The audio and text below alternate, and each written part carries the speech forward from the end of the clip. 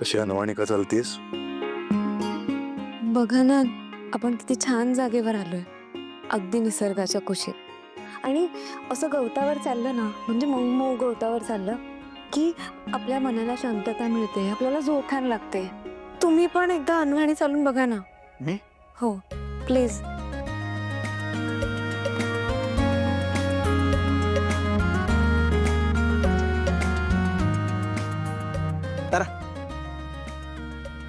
मी नाही करणार आहे. मी आपल्या घरात नाही चालत अनवाणी, तर इथे का चालू? नो वे. छान वाटतंय ना? खरं छान वाटतंय.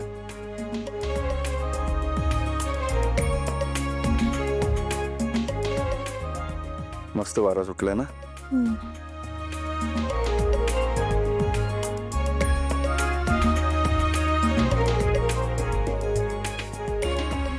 खाली बघू ना. सांभाळ.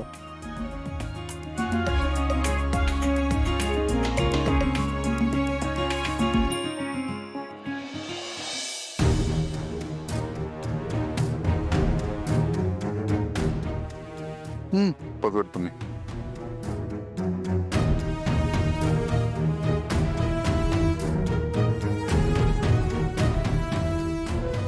काय झालं? दार उघडत नाहीये. ही नक्की आपलीच चावी आहे ना? हो, आपलीच आहे. थांब, त्यांना फोन करतो.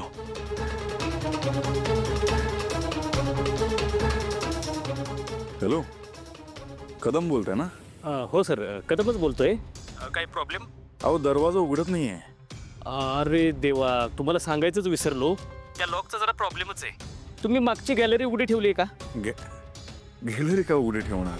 सामान आहे आज. थोडा वेळ लागेल सर.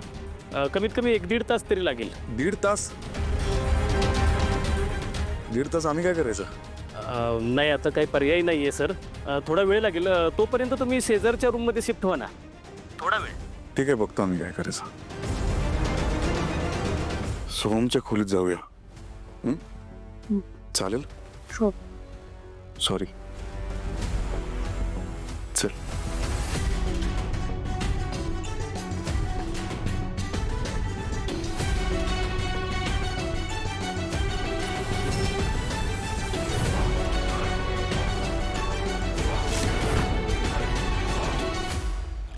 प्रमोद अजून आला कसा नाही? बँक बंद व्हायची वेळ आली आहे. तो फोन पण उचलत नाहीये, हरामखोर.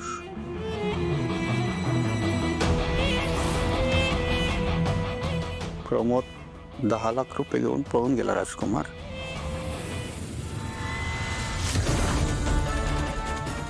तू इथे काय करतोयस? अरे नील, तू इथे आज आहेस ऑफिसमध्ये आलेला? मी इथे ते हां, बँक स्टेटमेंट पाहिजे होतं मला, म्हणून थांबलो. एक लोन घेतो छोटंसं. बालेवाडी स्टेडियम आहे ना, तिकडे एक 10x3चा छोटासा गाळा मिळाला आहे. चहाची टपरी सुरू करणार आहे मी. त्यासाठी जर थांबलो इथे मी. बँक स्टेटमेंट हे बँक स्टेटमेंट. खुळा आहेस का तू? हा चेक आहे. मी बँक स्टेटमेंट पाहिजे म्हटलं. त्या प्रमोदची वाट बघतोय, तो घेऊन येणार होता. मधला काढून टाकलाय कामावर. का? मूर्ख आहेत इथे सगळे. सारंगनी बँकेला स्ट्रिक्ट इन्स्ट्रक्शन देऊन ठेवले आहेत की त्याच्या परमिशन शिवाय मोठी अमाऊंट बाहेर जाता कामा नाही. आणि तू हा 10 लाखाचा चेक वटवायला आलायस? मला ते किती खोटं बोलणार आहेस हे अजून? किती खोटं बोलणार आहेस? आणि का? तुला कळतंय का तू काय करतोस ते? माझ्याशी, घरातल्यांशी, स्वतःच्या बायकोशी खोटं बोललास तू. चांगला चाललेला संसार उद्ध्वस्त झालाय तुझ्या ह्या वागण्यामुळे. आणि तू अजूनही तुझ्या पावलावर पाऊल ठेवून मोठा झालो रे मी आज. तुला कळतंय का की तुझ्यावर काय परिस्थिती आली आहे? तुझ्या लहान भावासमोर तुला खोटं बोलावं लागतंय. काय माहिती तुला? प्रॉपर्टी, पैसा एवढं मोठं असतं का आपल्या कुटुंबापेक्षा ते? नाही कळणार तुला, नाही खरंच नाही कळणार. एक दिवस माझ्या जागी येऊन उभा राहा, तेव्हा कळेल.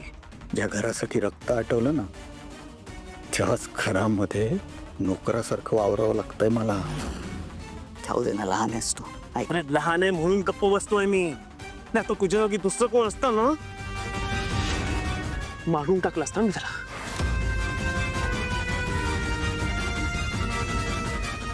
निघ इथून, निघ चल.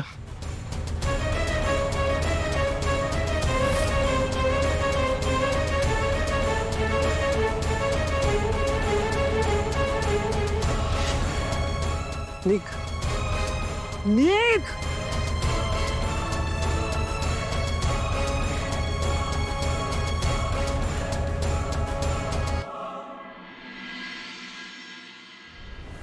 ही स्टुपिड तारा फोन का उचलत नाहीये? रमली असेल ना आता तिथे जाऊन. अगं उचल बाई फोन. परत लावते. कोणाशी बोलतेस ऐश्वर्या?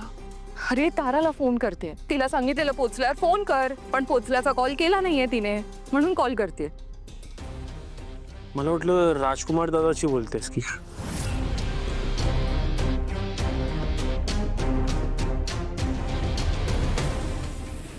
ए हॅलो, मी का फोन करेन राजकुमार दादाला? ते पण बरोबर आहे, तू फोन का करशील? पण ऐश्वर्या, योगायोग बघ, सारंग येते नाहीये, तो बाहेर आहे. हे राजकुमार दादाला कसं कळलं? ते तू सांग ना कसं कळलं. मला काय माहित आणि मला काय विचारतोस? नाही, तुझं आणि त्याचं जमतं ना, म्हणून असं वाटलं.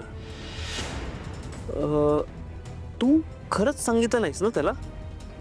माझं आणि राजकुमार दादाचं जमतं, पण मी त्याला सांगितलं हे कशावरून? तू माझ्यावर आरोप करतोयस. हा नील, तू आणि राजकुमार दादा दोघंही कॉन्टॅक्ट मध्ये आहेत असं मला वाटलं. यात तुझ्यावर आरोप कसा काय? आरोपच आहे, कारण तू तुझ्या बोलण्याची पद्धत बघ. कसा बोलतोयस तू माझ्याशी?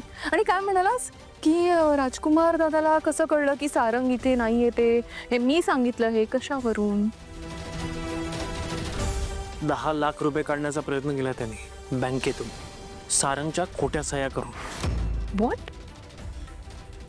वेळीच बँकेतून फोन आला म्हणून बरं झालं. हे प्रकरण जर मॉमला कळलं ना तर डायरेक्ट पोलीस कंप्लेंट. आज जाईल तो. मला असं वाटतं मॉमला कळलं पाहिजे. नाही, 1 मिनिट. लगेच जाऊन मॉमना सांगू नकोस. म्हणजे बघ ना, परिस्थिती बघून, मॉमचा मूड बघून, एक छान सिच्युएशन बघून मी स्वतः सांगेन. तू सांगशील? 100%. आणि सारंग इथे नाही आहे हे मी राजकुमार दादाला सांगितलेलं नाही आहे. Trust me. फ्रेश होऊन ये तुम्ही.